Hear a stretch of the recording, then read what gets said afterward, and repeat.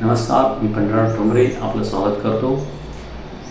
गेल्या 2 दिवसापासून मराठा समाजाच्या आरक्षणासाठी मुंबई येथील आझाद मैदानावर आक्रमक असं आंदोलन सुरू आहे. मनोज जरांगे पाटील यांच्या नेतृत्वाखाली हे आंदोलन सुरू आहे. लाखोच्या संख्येने मराठा समाज हा मुंबईला पोहोचलेला आहे आणि या आंदोलनावर आता वेगवेगळ्या टीका होऊ लागलेल्या आहेत. भाजपाचे एक मंत्री राणे,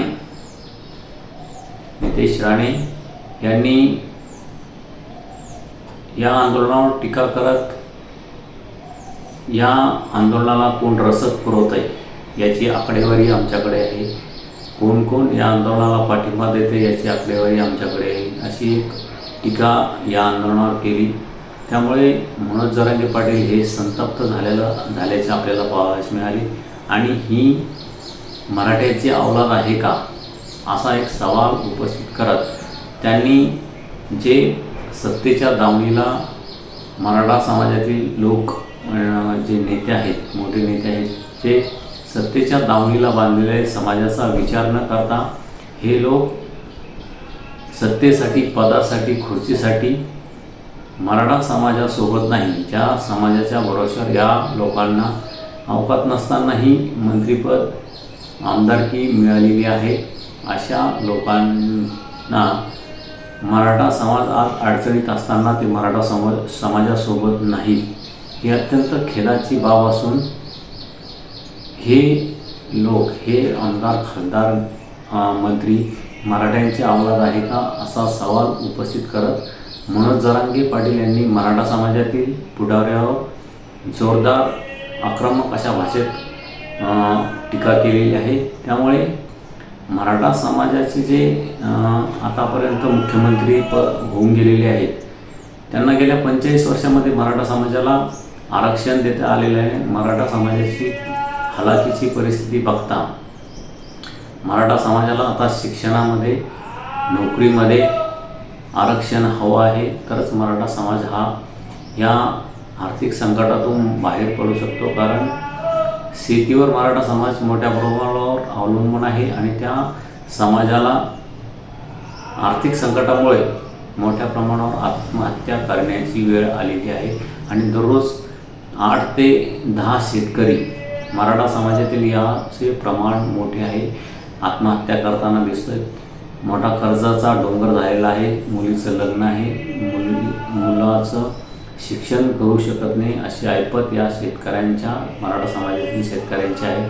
त्यामुळे आज घराघरातून या आंदोलनासाठी, या आंदोलनात मराठा समाज उतरताना आपल्याला गेल्या 2 वर्षात दिसतोय.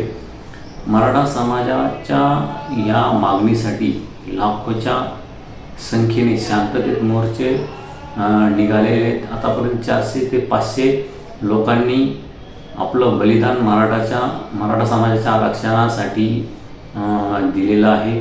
हे आपण गेल्या 2 वर्षात बघितलेलं आहे.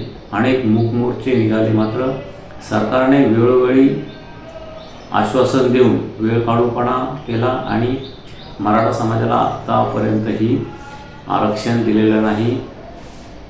मात्र आता गेल्या 2 दिवसात पुन्हा एकदा मनोज जरांगे पाटील यांनी आक्रमक पवित्रा घेत कोणत्याही परिस्थितीमध्ये आरक्षण घेतल्याशिवाय, मराठा समाजाच्या डोक्यावर आरक्षणाचा गुलाल टाकल्याशिवाय आपण मागे हटणार नाही, अशी एक ठाम भूमिका मनोज जरांगे पाटील यांनी घेतलेली आहे. त्यामुळे महायुती सरकार, देवेंद्र फडणवीस सरकारचं एक गोची झालेली आहे, कोंडी झालेली आहे. 1 दिवसाच्या आंदोलनाची परवानगी दिलेली असतानाही आज मनोज जरांगे पाटील यांच्या आंदोलनाचा 3रा दिवस आहे. यातच आपल्याला सरकार नरमलेले दिसते आणि मनोज जरांगे पाटील यांनी एक या आंदोलनामध्ये आघाडी घेतल्याचं आपल्याला दिसतं. मनोज जरांगे पाटील हे जोमात आहे, मराठा समाज जोमात आहे, अशीच परिस्थिती सध्या आहे. घटना दुरुस्तीकारांचंही यावर मतमतांतरे पुढे येत आहे. सरकार मराठा समाजाला ओबीसी मधून आरक्षण देऊ शकतं, मात्र सरकारमधील जे सत्ताधारी बसलेले आहेत यांना राजकारण प्यारे आहे, आपली खुर्ची प्यारी आहे, त्यामुळे ते दुसऱ्या समाजाला नाराज करू शकत नाही. त्यासाठी हे मराठा समाजाला आरक्षण देण्यासाठी टाळाटाळ करतायत अशी टीकाच या लोकांवर होती, या राजकारणी लोकांवर होती. मात्र मराठा समाज हा मरतोय हे या लोकांनी लक्षात घेतलं पाहिजे. ज्या मराठा समाजाच्या जीवावर यांनी आमदारकी, मंत्रिपद मिळालं, मुख्यमंत्रीपद मिळालं, उपमुख्यमंत्रीपद मिळालं, त्या समाजासाठी आपण देणे लागतो या भावनेने या लोकांनी मराठा समाजाला आरक्षण दिलं पाहिजे अशी सर्वसामान्य मराठा समाजाची भूमिका आहे. मात्र हे 96 कोळी मराठा आहेत का असा जो सवाल जरांगे पाटील यांनी उपस्थित केलेला आहे तो अत्यंत वेदनादायी म्हणावं लागेल. कारण हेच लोक मराठा समाजाच्या आंदोलनावर आज शिंतोडे ओढवताना दिसतात. हे अत्यंत चुकीचं असल्याचं मत सर्वसामान्य मराठा समाजामध्ये आहे. आपणही आपली प्रतिक्रिया नक्की कळवा.